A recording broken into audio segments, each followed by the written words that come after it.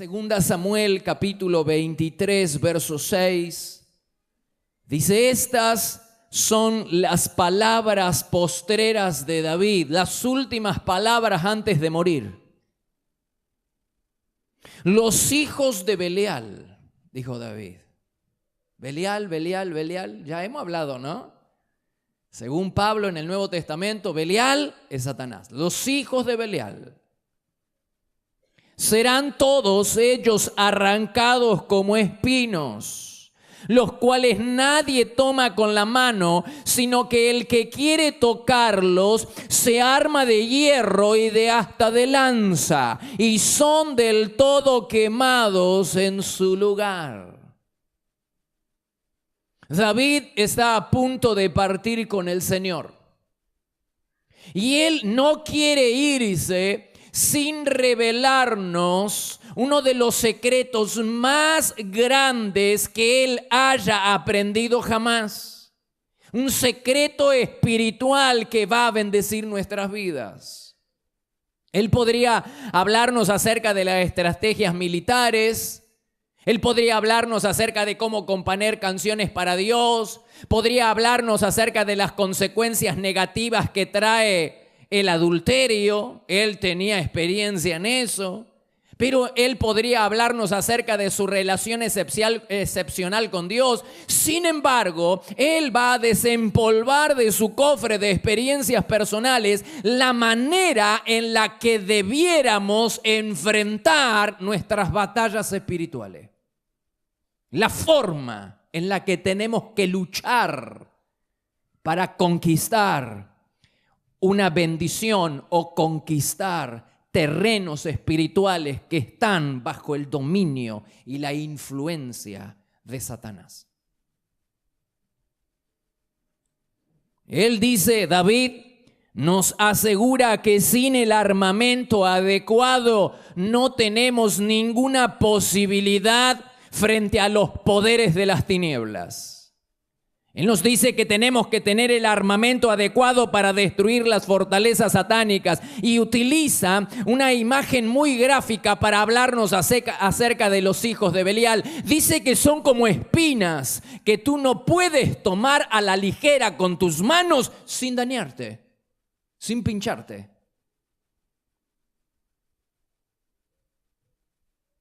Lo que David está queriendo decir es que no podemos enfrentar a los hijos de Belial. No podemos salir a la batalla para enfrentar una batalla espiritual a la ligera sin el armamento adecuado. David habla de armas de hierro y asta de lanza. ¿A qué se referirá? Con las manos no, porque te pincha. Son como espinos, los hijos de Belial son como espinos, que si los tomas ligeramente con la mano te vas a pinchar. Hay que utilizar armas de hierro y asta de lanza, el armamento adecuado para enfrentar la fortaleza satánica. ¿Qué armamento? ¿A qué armamento se está refiriendo? La Biblia se interpreta a sí misma. ¿Te acuerdas en Jueces capítulo 20? Wow, hemos hablado mucho, ¿no? Los habitantes de Gabaa, dice que los israelitas obtuvieron la victoria solo después de haber descubierto el secreto que David nos está compartiendo. Ellos salieron a la batalla espiritual utilizando recursos espirituales como la comunión, el acuerdo, el poder de la unidad, el quebrantamiento, la humillación y la oración, pero no obtenían resultado. Entonces, cuando descubren el secreto que David nos está revelando, hay que armarse con armas de hierro y asta de lanza. Entonces, cuando ellos agregan el armamento adecuado, ¿qué armamento? El ayuno. Ganan la batalla. Increíble, ¿verdad? Dice Jueces capítulo 20, verso 26. Subieron todo el pueblo y fueron a la casa de Dios. Lloraron y se sentaron allí en presencia de Jehová. Ayunaron aquel día hasta la noche y ofrecieron holocaustos y ofrendas de paz. Y ese día entonces el Señor les da la victoria. ¿Cuál es la enseñanza? No se puede salir a pelear una batalla importante. Hermano, amigo, no puedes salir a pelear una batalla importante en tu vida sin ayunar antes.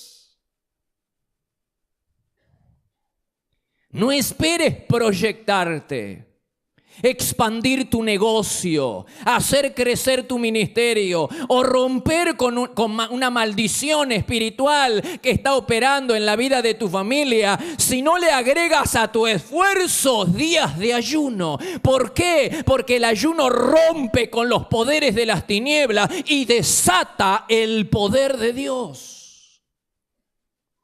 Es increíble lo que puede lograr el ayuno combinado con la oración. Es increíble. Estoy convencido que el ayuno y la oración son las armas más poderosas que tenemos para enfrentar las fortalezas demoníacas. ¿Te acuerdas de Elías? Elías dice que mató a los profetas de Baal. Inmediatamente Jezabel. Esta mujer sí que representaba una fortaleza espiritual bien fuerte. Le envía una carta amenazándolo de muerte. ¿Y qué hace el profeta? Acaba de ver el plan de Dios, el fuego del cielo que caía sobre el monte Carmelo y consumía el holocausto. Acaba de ver a una nación volverse a Jehová y ahora las palabras intimidantes de una mujer llamada Jezabel lo atemorizan al punto que huye al desierto y le pide a Dios que lo mate.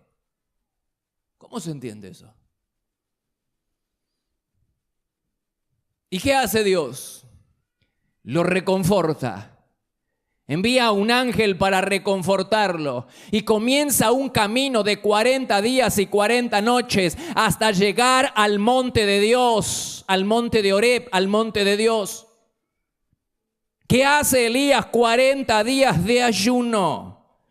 Va al desierto, este hombre, el profeta, va derrotado al desierto, se fue totalmente derrotado, pero del desierto volvió lleno del poder de Dios para enfrentar a la misma mujer que hace 50 días atrás le hizo atemorizar al punto de querer perder la vida.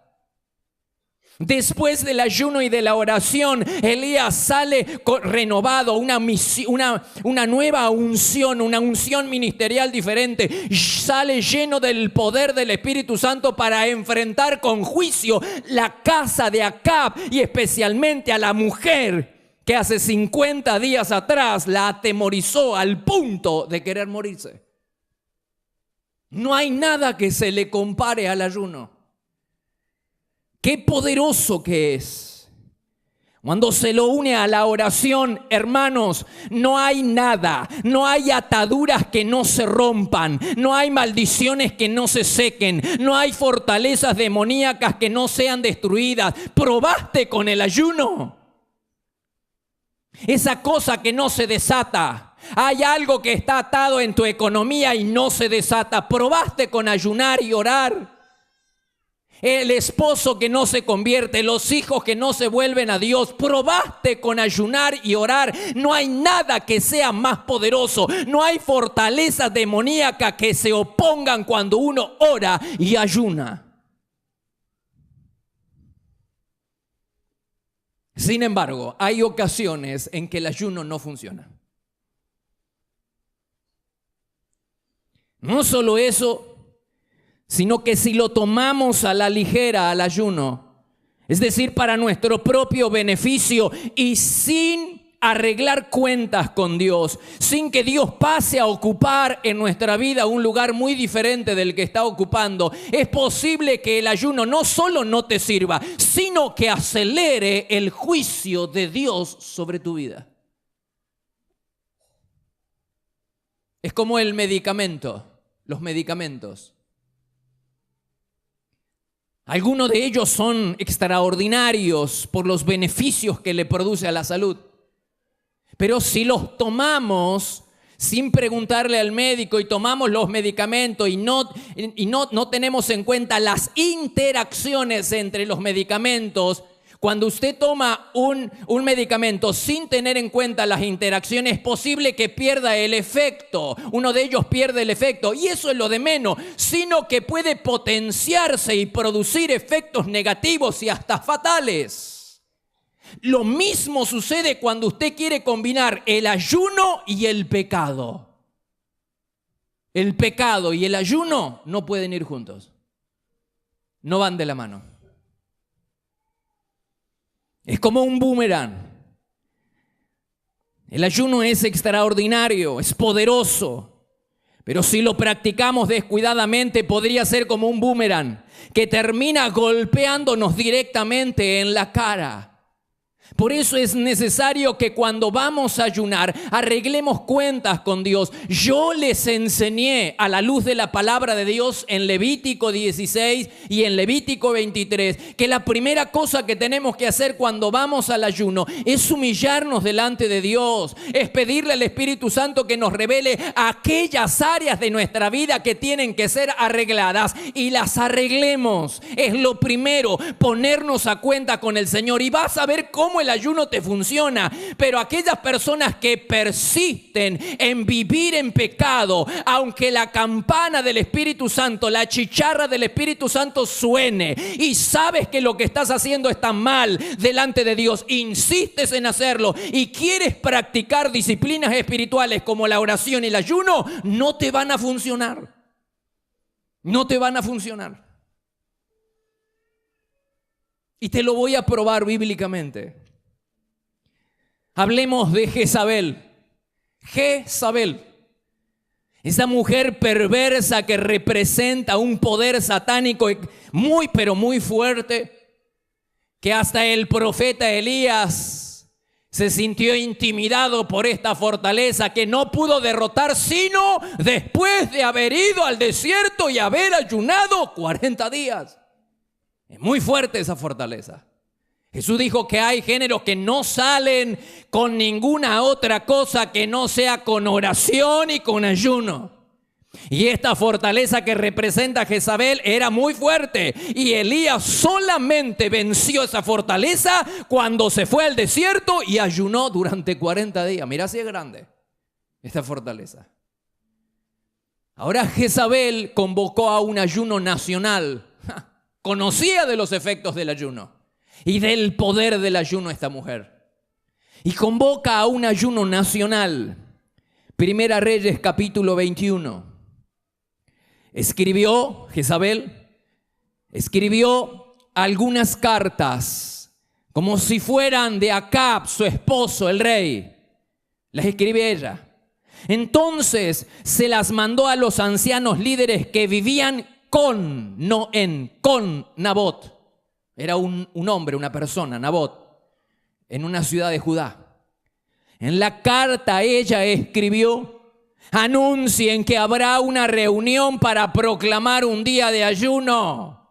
Busquen algunos sinvergüenzas que estén dispuestos a decir que Nabot habló en contra del rey y en contra de Dios. Entonces sáquenlo de la reunión y mátenlo a pedradas. ¿Qué pasaba? El esposo de Jezabel, llamado Acab, quiere comprar un campo. El dueño no se lo quiere vender. ¿Por qué? No porque quiera deshonrar al rey, sino porque el hombre quería obedecer la ley de Moisés. La ley de Moisés establecía que la familia y la heredad de la familia eran inseparables. No la podía vender. Entonces él quería obedecer a Dios y la ley de Moisés. El rey quiere comprarle, él no le quiere vender. Entonces le cuenta a Jezabel. Jezabel arma un plan para deshacerse de este hombre, el dueño de la propiedad, y proclama un ayuno nacional para deshacerse de Nabot, para quitarle injustamente el campo. Proclamó un ayuno nacional, pero el único propósito que quería era quedarse injustamente con la propiedad. Jezabel sabe del poder del ayuno, pero lo que sucedió después, hermanos, lo que sucedió inmediatamente después del ayuno es una seria advertencia para aquellos que se quieren aprovechar de los recursos de Dios sin arreglar su vida, estando en pie de guerra con Dios, sin arreglar áreas de su vida que Dios les está pidiendo que arregle. Esta mujer lo que quiere es usar el ayuno para dar una falsa apariencia de piedad.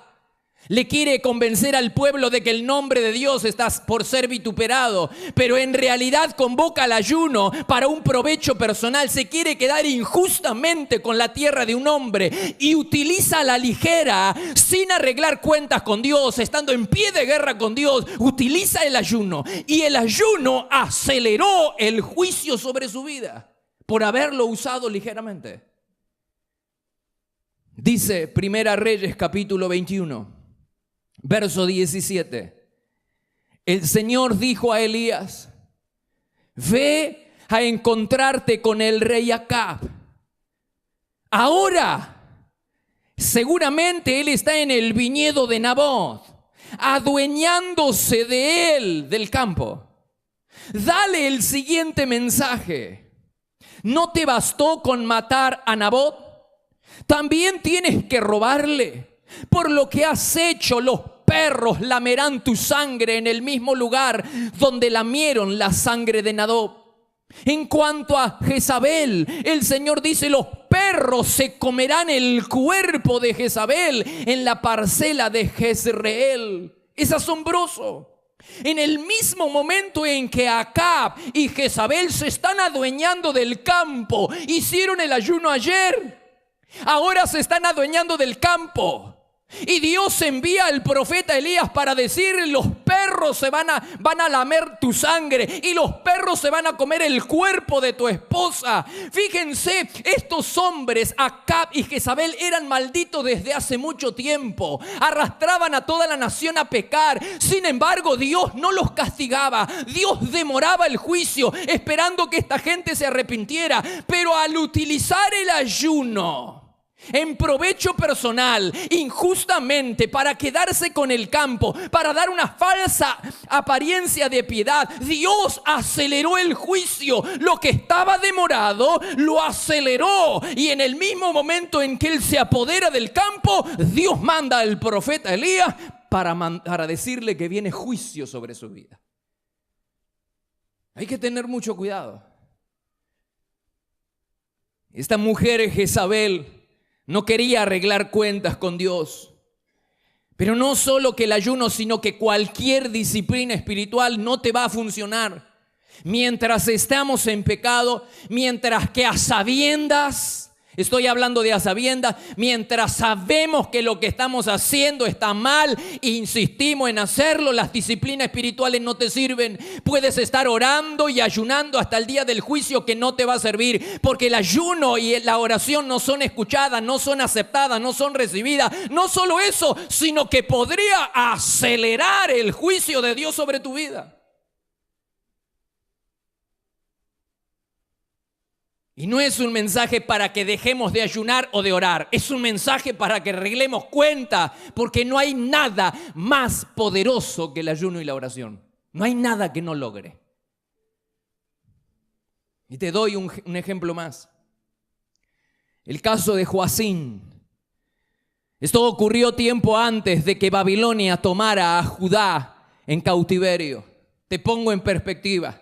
El pueblo de Israel o de Judá está en pie de guerra con Dios y vive en pecado, y Dios les advierte: tengan cuidado, viene el peligro, Babilonia se acerca, está arrasando ciudad contra ciudad y está a las puertas de Jerusalén. Entonces, ¿qué hace el pueblo? Ante el peligro inminente de ser llevado en cautiverio, convoca a un ayuno nacional, congregacional.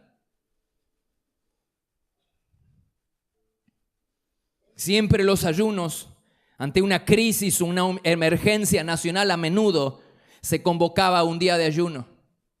Y entonces Dios le dice a Jeremías: Jeremías no puede ir al templo, no se sabe por qué. Entonces manda a uno de sus asistentes llamado Baruc para que en el día del ayuno se lea la palabra de Dios. Por eso el próximo sábado Vamos a leer mucho la palabra. Para que lean la palabra de Dios. Y Jeremías le dice, hazle saber al pueblo que todavía hay tiempo, que si se arrepiente, este peligro inminente, sí es cierto que estamos a las puertas de una gran crisis como nación, pero todavía se puede evitar lo mismo que está pasando en la Argentina hoy en día. Lo mismo. Estamos a las puertas de una gran crisis, se va a cernir la noche va a venir la oscuridad, pero estamos a tiempo. Por eso la iglesia está reaccionando, está orando, se está uniendo, está ayunando. Y yo creo que el miércoles no se va a aprobar esa ley. Yo lo creo. Creo que no se va a aprobar esa ley. Por lo menos estamos orando por eso. Y acá entonces el profeta Jeremías manda a Baruc, Jeremías 36:5. Estoy preso aquí y no puedo ir al templo. Así que en el próximo día de ayuno, ve al templo y lee los mensajes de parte del Señor. Léelos para que la gente de todo Judá los escuche. Quizás se aparten de sus malos caminos y antes de que sea demasiado tarde le piden al Señor que los perdone, pues el Señor los ha amenazado con un terrible enojo. Vaya al templo, háblele al pueblo. A lo mejor el pueblo se arrepiente de sus pecados y Dios los perdona. Y entonces no entran en crisis y no son llevados en cautiverio. ¡Wow! Simplemente Dios está buscando que nosotros reconsideremos nuestro camino. En vez de estar en pie de guerra con Dios, nos pongamos del lado de Dios y no del lado del pecado. Y arreglemos todas aquellas áreas de nuestra vida que el Espíritu Santo nos está invitando a arreglar. Y si lo hacemos, entonces hay un futuro esplendoroso, glorioso para aquellas personas que insisten en el camino de la obediencia y de la honra a Dios.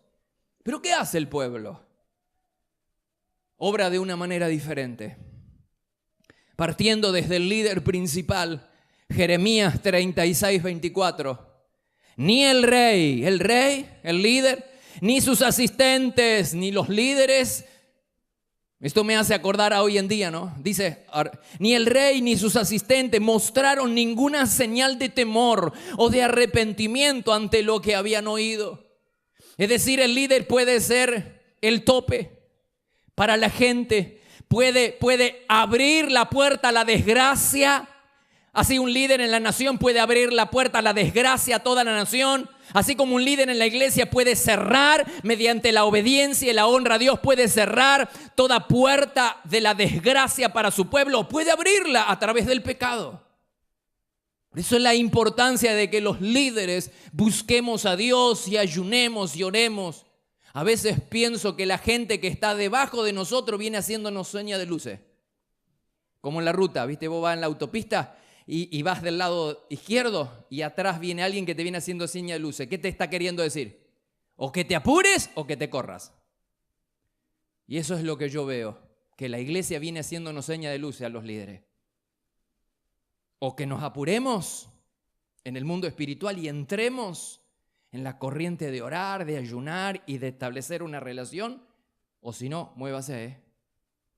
Hay señas de luces, la gente viene con hambre. Ni el rey, Jeremías 36:24, ni el rey ni sus asistentes mostraron ninguna señal de temor o arrepentimiento ante lo que habían oído. Entonces, ¿qué pasó? Dios aceleró el juicio. Si se hubieran arrepentido, entonces el manto de oscuridad se hubiera levantado y hubiera venido el manto de misericordia. Pero como no se arrepintieron, se levanta el manto de misericordia y viene el manto de oscuridad. Qué gran lección para este tiempo, iglesia. Mire, dice Jeremías 36:30. Esto dice el Señor acerca del rey Joacín, el que no quiere arrepentirse. El rey no tendrá herederos que se sienten en el trono. Su cadáver será echado a la intemperie y permanecerá sin enterrar, expuesto al calor del día y a las heladas de la noche. Lo castigaré a él, a su familia y a sus ayudantes por sus pecados. Derramaré sobre ellos y sobre la gente de Jerusalén y de Judá todas las calamidades que prometí, porque no hicieron caso a mis advertencias. si hubieran arrepentido, estarían viviendo un futuro glorioso. Y ese es el futuro que nos espera a todos aquellos que seguimos el camino de la obediencia y de la honra. Por eso, hermanos, qué gran lección. Todos estos pasajes nos enseñan que el hombre puede llegar a un grado de maldad tan extremo que ni el ayuno puede salvarlo.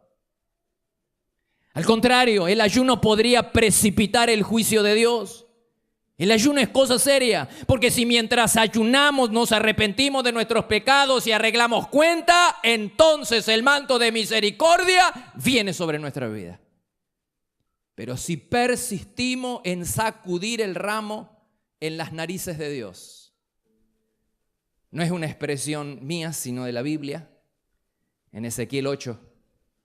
Así como David dice que los hijos de Belial son como espinos que no puedes tomar a la ligera con la mano porque te pincha. Hay que utilizar armas de hierro y hasta de lanza. Dice Ezequiel que aquellos que persisten en vivir en pecado le sacuden el ramo en las narices de Dios, como diciendo, es una invitación, lo están provocando a Dios. Yo sé que no te gusta lo que estoy haciendo, pero igual lo hago. Eso es tentar a Dios. Cuando sabemos que el Espíritu Santo nos está indicando que tenemos que arreglar una cuenta y no la arreglamos, le estamos sacudiendo el ramo en las narices de Dios. Igual yo lo hago. Y eso es tentar a Dios y es muy peligroso, hermanos, muy peligroso. Porque la paciencia de Dios tiene un límite y ni usted ni yo sabemos cuándo va a ser. ¿Cuándo va a ser el día en que cruzamos el umbral de la paciencia de Dios y viene el juicio? Es un llamado, iglesia, a no endurecer nuestros corazones. Es un tiempo donde Dios nos está indicando el camino. Este es el camino. Clamar, buscar, ayunar, para que las maldiciones se sequen, para que lo que era imposible hasta el día de hoy se torne posible, para que las fortalezas demoníacas caigan sobre nuestra vida y sobre nuestra familia, se abran los cielos, los demonios huyan de nuestra familia. Pero eso sí, no podemos utilizar a la ligera ninguna disciplina espiritual, porque si no, no te va a funcionar. Pierden efecto. Mientras nosotros vivamos en pecado y mientras la chicharra suene y nosotros no hagamos nada, la chicharra que dice no por ese camino, no con esa persona, no ese negocio, no compres esto, no hagas aquello, el Señor te indica y la chicharra suena y tú sigues sacudiendo el ramo en las narices de Dios, diciendo, provocándolo al Señor, entonces el ayuno, la oración y las disciplinas espirituales no te van a funcionar. Iglesia, el Señor nos está mostrando el camino. Vamos, obedezcamos al Señor porque lo que se viene es muy hermoso para tu vida, para tu familia, para tu economía, para tus hijos, para la iglesia y para la nación si seguimos el camino de honrar y de obedecer al Señor. ¿Cuántos me dicen amén?